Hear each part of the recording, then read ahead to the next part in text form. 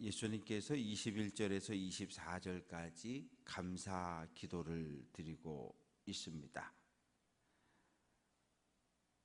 제자들이 70명의 전도대가 전도하러 갔다가 이제 돌아와서 선생님, 예수님의 이름으로 기도하니까 귀신이 쫓겨가고 병이 낫는 것을 우리가 보았습니다.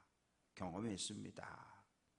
그때 예수님께서 얘들아, 능력이 나타난 것 그거 기뻐하고 자랑하지 말고 너희들의 이름이 하늘나라에 기록된 것 그것으로 인하여 기뻐해라.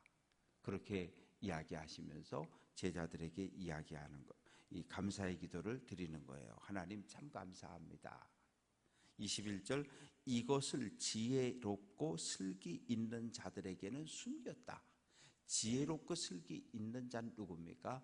유대교 제사장과 바리새인과 사두개인 율법학자, 이들에게는 하나님께서 하늘의 비밀을 숨겨버렸다는 거예요. 그런데 그 당시 사람들은 생각하기를 바리새인이나 율법학자는 메시아에 대한 지식을 가지고 있었던 사람들. 그런데 메시아가 온다는 것을 알았고 기대했지만 정작 눈앞에 예수님이 오셨을 땐 밀어내고 거부했던 사람들. 그래서 그들에게는 하늘나라의 비밀이 하나님의 뜻이 감추어져 있다고 이야기하고, 그러면서 어린아이라고 하는 건 유대 사회에서 사람 취급받지 못했습니다. 어린아이라고 하는 것은 혼자 스스로 생존할 수가 없어요. 누군가가 도와주지 않으면, 부모를 의지하지 않으면 아이는 단 하루도 살아갈 수 없는 그런 연약한 존재인데, 이 어린아이들에게는 알려주셨다고 이야기합니다. 그러면서 22절에서 내 아버지께서 모든 것을 내게 주셨다. 그러니까 예수님이 아버지와 나는 하나다. 그러면서 아버지, 파더, 하늘 아버지라고 이렇게 호칭을 했는데, 아들과 또 아들의 소원대로 계시를 받은 자, 하나님의 뜻을 예수님에게, 아들에게, 또 예수님을 통해서 하나님의 뜻, 하늘 아버지의 뜻을 전달받은 사람들만 깨닫게 하셨다는 거예요. 그 밖에 다른 사람은 알 수가 없다고 이야기합니다. 그러면서 제자들을 향해서 너희가 보는 것을 보는 눈이 복이 있다. 이 말의 의미는, 얘들아, 내가 하나님의 아들이잖아, 메시아잖아. 메시아를 눈앞에 이렇게 보는 너희의 눈이 복이 있어. 메시아를 통해서 하나님의 말씀을 듣는 너희 귀가 복이 있어. 왜? 24절 말씀 보면 많은 선지자와 임금, 구약에 많은 선지자와 많은 임금들이 있었지만 그들이 메시아가 온다는 것은 알았지만 메시아를 보지 못하고 다 죽었잖아요. 그러나 너희는 지금 너희 앞에 하나님의 아들인 내가, 메시아가 너희 앞에 있으니 너희 눈이 복되고 너희 귀가 복이 있다고 말씀을 합니다. 그때 이제 25절 보면 어떤 율법교사가 일어나 예수를 시험하여 이르되, 여기서 시험이라고 하는 이 단어도 유혹이라는 단어로 바꿔서 해석이 가능합니다. 예수님을 넘어뜨리려고 지금 예수님에게 질문을 던지고 있는 거예요. 또 다른 의미는 율법교사는 자격증을 가지고 있어요. 요즘 표현으로 하면 나는 신학대학원을 나왔고, 나는 신학대학을 나와서 나는 이렇게 목사할 수 있는 자격증, 이게 있다는 거예요. 그런데 율법교사가 볼 때 예수 저 사람은 신학교를 안 나왔거든요. 랍비 학교를 안 나왔거든요. 그러니까 지금 나는 정규 신학대학을 나오고 나는 랍비 자격증을 가지고 있는데 그 가짜않게 랍비 학교도 안 나온 사람이 뭐 알겠어? 그러면서 질문을 툭 던지는 거예요. 왜? 사람들에게 망신을 줄 목적으로. 내용은 무엇입니까? 선생님, 내가 무엇을 해야 영생을 얻겠습니까? 영원한 생명, 하나님의 생명을 어떻게 해야 내가 얻을 수 있겠습니까? 그러자 예수님께서 반대로 질문하는 거예요. 율법에, 구약 성경에 뭐라고 쓰여 있으며 너는 어떻게 읽느냐? 어떻게 읽느냐라고 하는 말은 어떻게 해석하느냐 그런 의미입니다. 그러자 27절에서 성경 구절 두 곳을 함께 인용을 합니다. 그건 뭐냐 하면 27절은 신명기 6장 5절과 레위기 19장 18절을 합쳐놓은 거예요. 내 마음을 다하고 목숨을 다하고 힘을 다하고 뜻을 다하여 주 너희 하나님을 사랑하라. 이 말의 의미는 우리의 온 존재를 다해서 하나님을 사랑해야 한다. 하나님을 사랑하고 충성하고 신실해야 하고 믿음을 지켜야 하고 하나님을 예배해야 하고 하여튼 우리의 온 인격 전체를 다해서 하나님을 사랑해야 하고 두 번째는 내 이웃을 내 자신같이 사랑해야 한다. 그러니까 성경은 결국 성경 66권을 넣고 짜면 딱 한 단어가 튀어나오는데 사랑. 하나님을 사랑하고 이웃을 사랑하고 이거밖에 없는 거예요. 성경은 우리에게 사랑을 이야기합니다. 대답을 들으시고 예수님이 그래 너 정답 너 말 잘했어. 어떡하라고요? 이를 행하라. 머리로 아는 것으로 멈추지 말고 가슴이 울렁울렁했다고 멈추지 말고 손과 발로 실천하는 삶을 살아가라는 거예요. 그러니까 예수님도 하나님도 사도 바울도 우리에게 가르쳐주는 것은 머리로 아는 지식을 믿음이라고 이야기하지 않고 내가 아는 대로 살아가라는 거예요. 하나님의 말씀을 들었으면 뜻을 깨달았으면 실천하는 삶을 살아내라고 요구합니다. 여기서 끝났어야 돼요. 예수님을 시험에 넘어뜨려서 사람들 다 보는 데서 망신을 주려고 했는데 지금 도리어 예수님에게 역으로 질문을 당하고 자기가 대답하는 상황이 됐잖아요. 그래서 29절에서 그 사람이 자기를 옳게 보이려고 여기서 옳게라고 하는 것은 거만하고 으쓱거리고 교만한 내 이웃이 누구입니까? 이렇게 질문을 하는 거예요. 왜냐하면 유대인들이 생각하는 이웃과 오늘 우리가 생각하는 이웃을 달라요. 아니요. 어떻게 보면 오늘 우리가 생각하는 이웃보다도 더 속 좁은 이웃에 대한 개념들을 가지고 있었어요. 당시 유대교, 바리새인, 율법학자 이런 사람들은 이웃은 동족 중에서도 저 세리놈 빼고 창녀 빼고 저 목동 빼고 거룩함의 지수를 깎아먹는 모든 사람들은 다 죄인으로 빼고 그리고 정말 비슷한 사람들끼리 쉽게 말하면 같은 대학을 나온 같은 수준의 사람들만을 내 이웃이라고 규정을 해버린 거예요. 일단 이방인 안 돼. 그리고 직업도 좋은 직업을 가져야지 지저분한 목동, 창녀, 세리, 그런 다 빼고. 그럴 때 예수님께서 비유를 말씀하시는 거예요. 한 사람이 예루살렘에 왔다가 어떤 사람은 유대인입니다. 어떤 사람이 예루살렘에 예배하러 왔다가 이제 여리고로 내려가고 있다. 예루살렘에서 여리고로 내려가는 길은 36km인데 직선거리 더 짧아요. 꼬불꼬불 계곡을 따라서 내려가야 합니다. 이 내려가는 이 길은 별명이 하나 있어요. 아둠밈의 길. 아둠밈이라고 하는 것은 피라는 이야기예요. 왜냐하면 이 예루살렘에서 여리고로 내려오는 길이 꼬불꼬불하고 험하니까 이 계곡에 강도와 산적과 도둑놈들이 여기 집단으로 숨어 있다가 혼자 내려오는 사람이나 뭘 좀 많이 가지고 있을 만한 사람을 공격해서 죽이고 빼앗고 때리고 이런 일들이 빈번했거든요. 그래서 아둠밈의 길, 피의 길이다. 이런 별명이 붙어 있습니다. 한 사람이 내려오다가 강도를 만났습니다. 옷을 벗겼고 때렸고 죽은 것을 거의 죽었다라고 하는 것은 피를 흘리고 정신을 잃고 쓰러졌다는 거죠. 그리고 눈에 보이지 않는 길, 사람들이 지나가는 길에서 좀 떨어진 곳에 집어 던졌어요.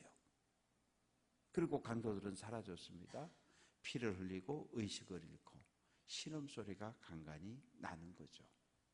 그런데 제사장이 성전에서 제사를 마치고 내려오는, 왜? 여리고에는 당시 예루살렘 성전의 제사장들의 절반이 여리고에 살았습니다.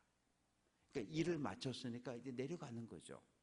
내려가다가 신음소리가 들리고 보니까 누가 피를 흘리고 쓰러져 있고 그냥 휙 가버렸다는 거예요. 왜 그랬을까? 정결법을 지키기 위해서 이 피를 보거나 만지게 되면 어떻게 돼요? 시체를 보거나 만지면 일주일 동안 부정해지거든요. 근데 만약에 또 제비를 뽑았는데 성전에 올라가서 봉사해야 되는 순서가 되면 못 올라가잖아요. 그래서 멀찍이 보고 지나가고, 또 32절 이와 같이 한 레인도 그곳에 이르러라고 하는 것은 신음소리를 듣고 가까이 가서 봤다는 얘기예요. 그러나 또 그냥 가는 거예요. 왜? 똑같이 정결법을 지키기 위해서. 그런데 사마리아 사람이 등장합니다. 여행 중 거기 이르러 그를 보고 불쌍히 여겨 가까이 갔고 기름으로 상처를 닦아주고 포도주를 붓고, 이 포도주라고 하는 것은 소독의 개념, 균이 들어오지 못하도록, 기름이라고 하는 건 상처를 완화시켜주는, 더 이상 피가 흐르지 않도록 붕대로 싸고, 그리고 자기가 타고 내려가던 나귀에다가 싣고, 그리고 주막을까지 가서 밤새도록 돌보아주고, 그리고 데나리온 2를 줍니다. 주막 주인에게. 여보, 이거 줄 테니까 이 사람 좀 잘 돌보아줘.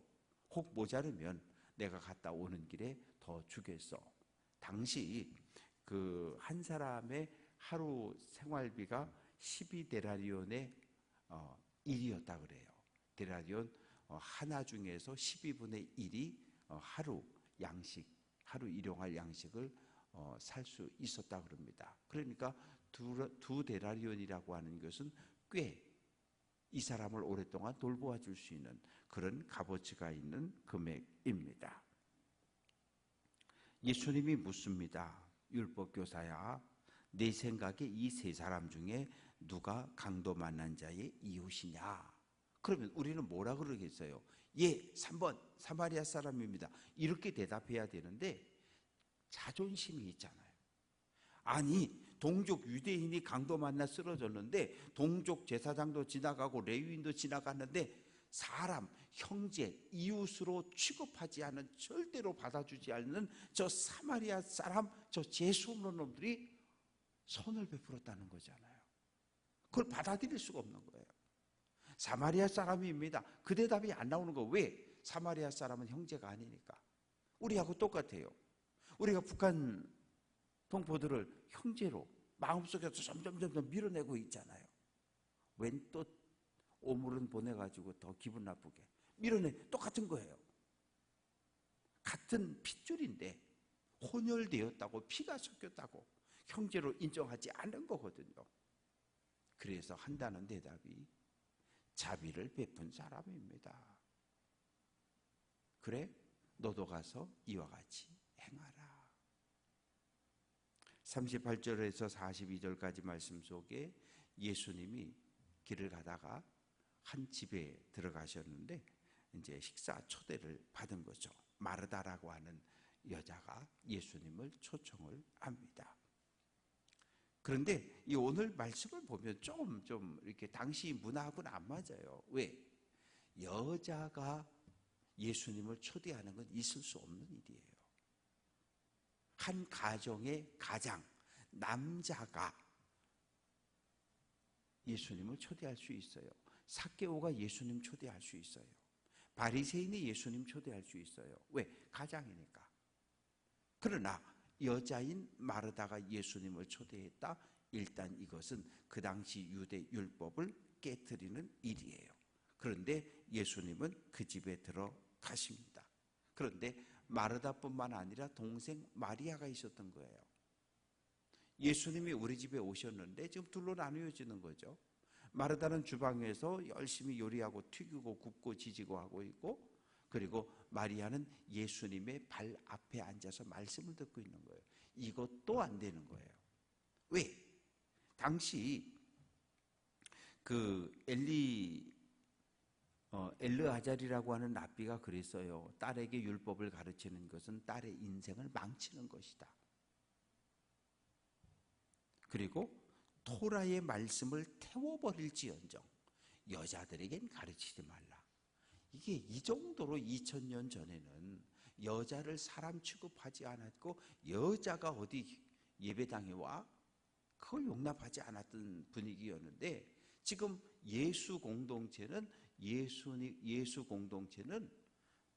여인들로 하여금 말씀을 배우도록 허락한 거예요. 마리아의 다락방의 120명 중 대부분은 여성들이었어요. 유대교와 기독교가 갈라지는 분기점 중에 하나가 여성에 대한 이해입니다. 유대교는 여성을 밀어냈지만 교회는 여성을 끌어안은 거죠. 공동체의 일원으로 인정을 하고 받아들인 거죠. 마르다가 속이 좀 꼬였어요. 기분이 나빠졌어요. 나 혼자 바빠 죽겠는데 마리아 저놈은 왜 저기 가서 말씀을 듣고 있어? 선생님, 지금 내가 이렇게 주님 일행을 대접하려고 최소 20명은 넘게 들어왔을 거 아니에요. 선생님 대접하려고 음식 준비하는데 바빠 죽겠는데 마리아 보고 가서 언니 좀 도와주라고 야단 좀 치시라고. 그때 예수님 뭐라고 말씀하십니까? 마르다야, 마르다야, 내가 많은 일로 염려하고 근심하나 몇 가지 한 가지만 해라. 그냥 밥하고 국하고 그냥 끓여서 내놔. 그거면 돼. 마리아는 이 좋은 것을 택하였다. 좋은 건 뭐예요? 말씀을 듣는 자리. 말씀을 듣는 이 자리를 선택했으니 절대 안 바꿀 거라는 거예요. 그러면 여기서 마르다가 지금 넘어졌어요. 넘어지려고 그래요. 왜? 뭐 때문에? 왜 나만 이래야 돼? 왜 다른 사람은 다 예배당 들어가서 에어컨 빵빵 나오는데 시원한 데서 예배드리고 왜 나만 주방에서 일해야 돼? 이런 불편한 마음이 있는 거죠. 목사님, 여성교 회원들 좀 다 내려와서 같이 좀 일 좀 하라 그래요. 이러는 거하고 똑같은 거예요. 그냥 조용히 묵묵히 할 수 있는 한, 최대한 할 수 있는 한 준비해서 예수님을 섬겼으면 될 텐데 내 자리하고 마리아의 자리를 비교한 거예요. 아니야, 비교하면 안 돼요. 신앙생활은 절대 비교할 이유가 없어요. 나와 누군가를 비교하면 둘 중에 하나예요. 내가 비참해져요. 아니면 내 어깨가 올라가요. 왜? 사람이 똑같을 수는 없잖아요. 나보다 나은 사람하고 비교하면 내가 비참해지는 거고, 나보다 못한 사람하고 비교하면 내가 교만해지는 거고. 비교, 이거는 신앙생활의 독이고 적이에요. 말씀을 정리해 봅니다. 예수님은 하늘아버지께 제자들에게 하나님의 뜻을 깨닫게 해주신 하나님께 감사와 영광을 돌리고 있고, 또 잘난 척하는 율법교사를 향해서 머릿속으로 알고 있는 것, 머리로만 알지 말고 손과 발로 행동해라. 그리고 마르다를 향해서 한 가지면 된다. 비교하지 말고 오늘 너에게 주어진 자리에서 내가 해야 할 일만 하면 된다고 교훈을 하십니다. 우리들 역시 마찬가지입니다. 우리는 내일을 생각하지 않아요. 오늘 우리에게 주어진 한날을 최선을 다해 말씀에 순종하며 하나님을 사랑하고 이웃을 사랑하며 살아가면 됩니다. 형제가 누구냐고요? 우리는 선을 그을 필요가 없어요. 예수 공동체는 이 세상에 있는 모든 벽과 담이 무너진 공동체가 교회 공동체입니다. 학연, 지연, 혈연, 모든 차별과 구별, 남자와 여자, 노인과 어린아이, 부자와 가난한 자, 많이 배웠다 덜 배웠다, 건강하다 약하다, 이 세상이 정한 모든 차별이 무너진 공동체가 교회입니다. 이 교회 안엔 어떠한 차별이, 어떠한 구별이 존재하면 안 돼요. 바라고 소망하는 것은 오늘 한 날 주님을 찬양하며 믿음의 길을 기쁨으로 걸어가는 귀한 성도들 될 수 있기를 주님의 이름으로 축원합니다.